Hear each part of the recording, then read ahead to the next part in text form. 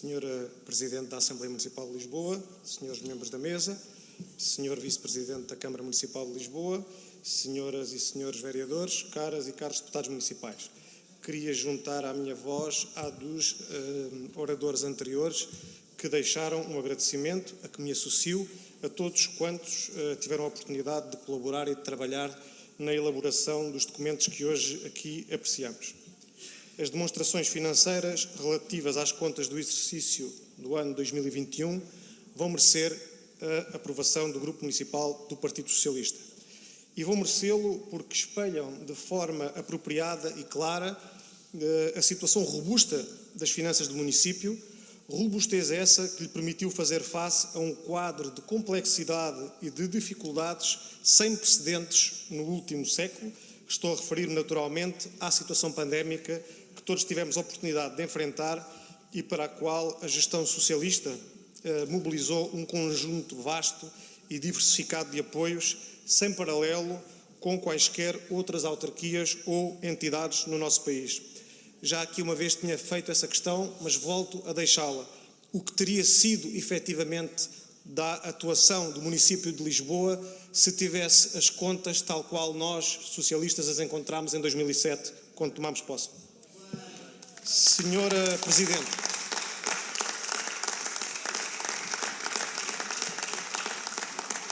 estas contas consubstanciam também, em certa medida, um legado, pois com a sua aprovação consuma-se, em definitivo, se quisermos, a passagem de testemunho para a atual maioria, na medida em que estas são as últimas contas da responsabilidade, em larga medida, claro, do Partido Socialista, da gestão do Partido Socialista, num ciclo que se iniciou em 2007.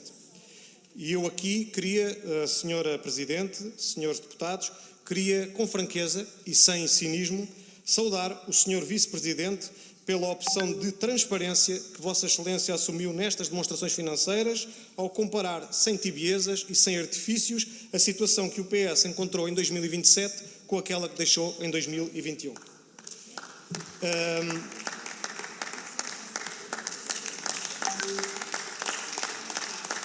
A documentação que nos foi facultada pelo Sr. Vice-Presidente e a nota introdutória das contas, os indicadores elencados nessa nota são absolutamente esclarecedores e são, repito, um documento fornecido e facultado a esta Assembleia pelo Sr. Vice-Presidente da Câmara Municipal de Lisboa. O passivo em 2007 era de cerca de 2 mil milhões de euros. O passivo, excluindo a EPUL e a Braga Parques, eram, no final de 2021, de 541 milhões de euros. De 2 mil milhões de euros para 541 milhões de euros. A dívida legal que encontramos quando assumimos a gestão do município era, Senhora Presidente, em 2007, dados facultados pelo Sr. Vice-Presidente Ana Coreta Correia, era de 955 milhões de euros. Quando deixamos a presidência da Câmara Municipal de Lisboa, ela é de 337 milhões de euros. Um terço. O prazo médio de pagamento a fornecedores, e esta confesso que, enfim, no outro dia tivemos aqui uma reunião com o Sr. Vice-Presidente em que revelava, de facto, que o prazo médio tinha passado de 2 dias para 5 dias, creio. O prazo médio de pagamentos que encontramos em 2007 era de 188 dias, Sra. Presidente. 188 dias. São dados facultados e fornecidos pelo Sr. Vice-Presidente. Passaram para 7 dias em 2021.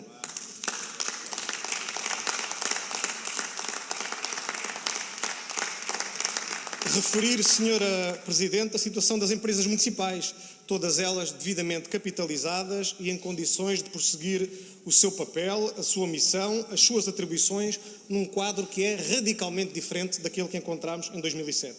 E também, não é despeciando, e convém aqui sublinhá-lo, contas validadas pelo Revisor Oficial de Contas sem quaisquer reservas.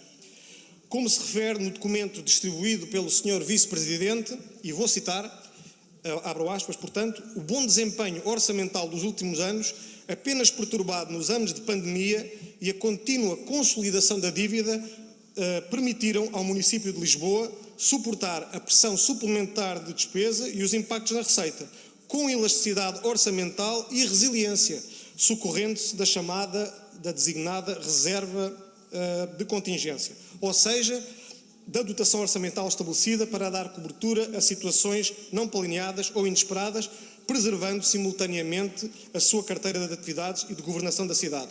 Isto é uma citação de um documento facultado pelo Sr. Vice-Presidente.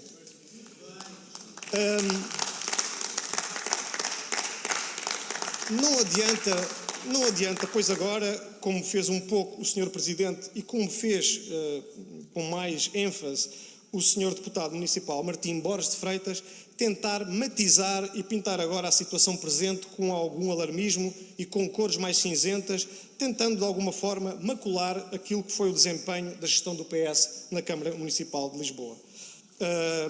Não posso deixar de referir, efetivamente, o Sr. Deputado Municipal Martim Borges de Freitas falou de compromissos sem cabimento.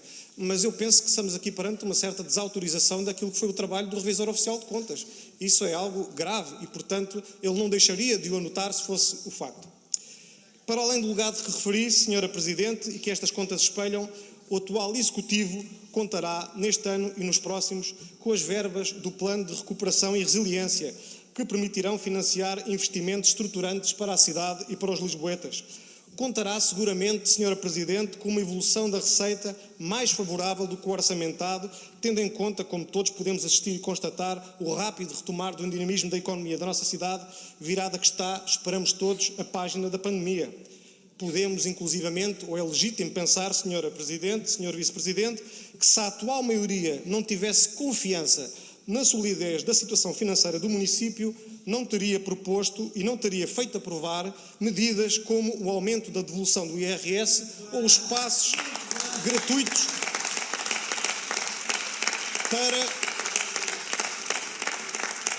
para alguns grupos etários.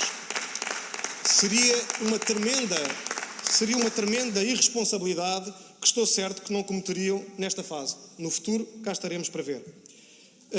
Se existissem, porventura, essas desconfianças da solidez financeira da situação do município, teria o CDS, um dos partidos integrantes do atual Executivo, e que aliás é a força política que pertence ao Sr. Vice-Presidente, que tem o pelour das finanças, se ele não tivesse essa confiança, não teriam proposto, como aqui o fizeram, no final de 2020, a criação de um fundo de 200 milhões de euros para apoiar empresas e trabalhadores independentes a atribuir, note-se, na sua esmagadora maioria, a fundo perdido. A fundo perdido.